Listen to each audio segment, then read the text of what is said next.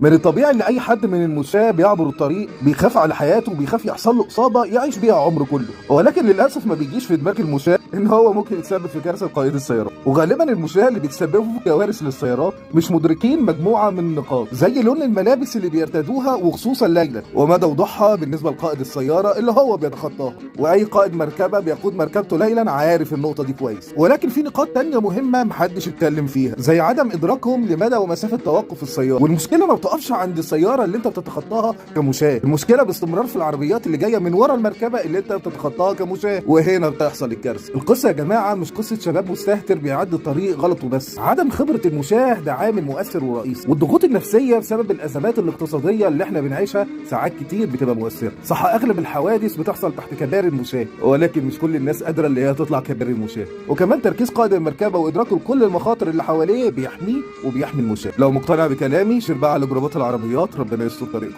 سلام.